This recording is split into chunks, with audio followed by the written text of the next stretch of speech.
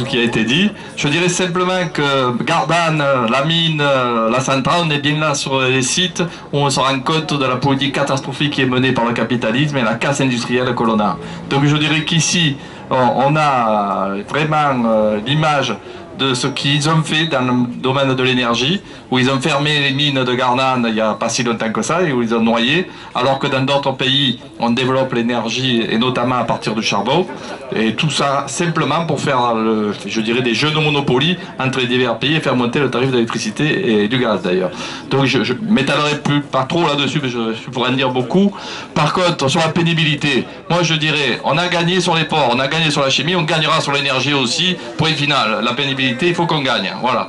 Et on peut gagner, les copains ils ont gagné. Sur les licenciements et le plan social, je le dis comme ça, il ne faut pas qu'il y ait un seul agent des électriciens gaziers et des mines et des centrales qui soit licencié. Il est hors de question qu'il y ait un seul licenciement dans notre corporation. Et je crois que ça, il faut qu'on le fasse partager, comme le disait Eric, avec le plus grand, et même au-delà de nos entreprises. Parce que si demain on vire dans nos entreprises, imaginez la petite caissière de Carrefour ou d'un Intermarché, ce qui va se passer. Donc je vois, on a l'impératif de gagner sur la pénibilité, des copains l'ont fait, ils ont gagné, on va gagner, et on va gagner sur la reprise d'activité sur Gardanne et sur les 513 au niveau national.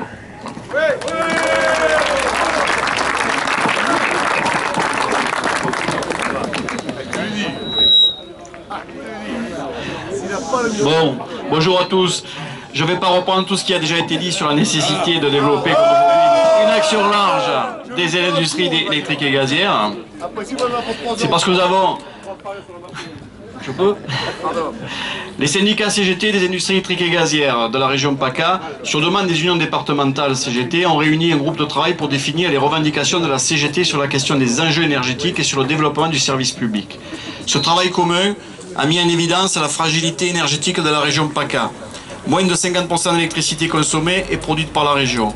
Le réseau de transport d'électricité est extrêmement tendu pour acheminer l'énergie produite par la vallée du Rhône et largement insuffisant pour alimenter dans de bonnes conditions l'est de la région. 3 délestages géants de plus d'1,5 million de clients sont déjà venus confirmer nos dires. Supprimer en région PACA des moyens de production est une folie industrielle. Produire de l'électricité à Gardanne est une nécessité. La SNED doit revoir ses projets. C'est de nouveaux moyens de production de masse dont ont besoin les populations de notre région, ceci en lien avec un schéma de développement du réseau de transport capable de répondre à la demande d'augmentation de la consommation qui est de plus de 3% dans notre région pour une moyenne nationale de 1,5%. Côté gaz, Fos-sur-Mer est un point d'entrée important pour la France et l'Europe, avec 2 terminaux méthaniers et le projet d'un 3e privé. Un site de stockage souterrain à Manos qui est un réseau de transport gaz très conséquent. Face à la fragilité électrique de notre région, la complémentarité des 2 énergies est nécessaire. Se chauffer au gaz est techniquement et économiquement rentable et allège les réseaux d'électricité.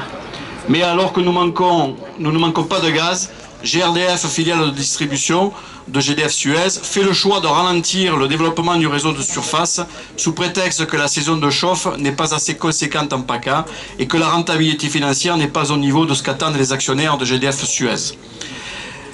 Quant aux énergies renouvelables, nous souhaitons tous un développement durable, garant de notre cadre de vie, notre santé, mais nous savons tous que le solaire et l'éolien ne remplaceront jamais les productions de masse dont a besoin notre système électrique. Mais ce ne sont pas les seules énergies renouvelables. EDF exploite 1300 MW de production hydroélectrique dans notre région. 1300 MW mobilisables en 10 minutes et qui servent chaque fois que la consommation est forte, en pointe, à éviter la panne. Et j'ai presque fini. De plus, l'exploitation et la canalisation des ressources en eau de notre région par une entreprise de service public au travers d'un contrat de service public permet une maîtrise qui garantit l'eau nécessaire pour l'irrigation et le maintien du niveau des rivières et donc de la biodiversité. Accessoirement, les lacs de retenue ont permis le développement d'une économie de tourisme dans des départements qui se vident de leur emploi industriel. Or, le gouvernement français souhaite ouvrir à la concurrence les concessions d'exploitation de ces barrages hydroélectriques et par là même mettre à disposition du privé des outils que la nation a construits. Ce serait un coup de plus porté au service public de l'énergie à son démantèlement et qui viserait à favoriser la rentabilité financière sur le dos des usagers. Nous avons présenté aux décideurs régionaux notre réflexion CGT et nos propositions d'amélioration de services publics capables de mettre en synergie tous les acteurs publics et privés et capables de garantir la sûreté d'approvisionnement énergétique de notre région. Leur réponse est affligeante. À l'heure actuelle, dans le modèle d'organisation du marché de l'électricité, l'État, pourtant garant de l'aménagement du territoire, ne peut pas imposer à une entreprise, qu'elle soit publique ou privée, d'investir là où le besoin technique est flagrant. L'État ne peut pas empêcher la spéculation financière, il organise sur le dos des usagers en mettant en péril notre système énergétique. Nous pouvons mesurer les dégâts depuis juillet 2004, date de l'ouverture du capital des deux entreprises historiques. Il est grand temps que la revendication de la CGT d'un pôle public de l'énergie avec une intervention citoyenne devienne le modèle de notre système énergétique. Nous appelons l'ensemble des agents des industries électriques et gazières à rentrer dans l'action pour gagner ce modèle. Cette lutte se mènera en lien avec les usagers citoyens de notre pays. C'est une question vitale pour la nation, le devenir du service public, le pouvoir d'achat des usagers et nos garanties collectives. Merci.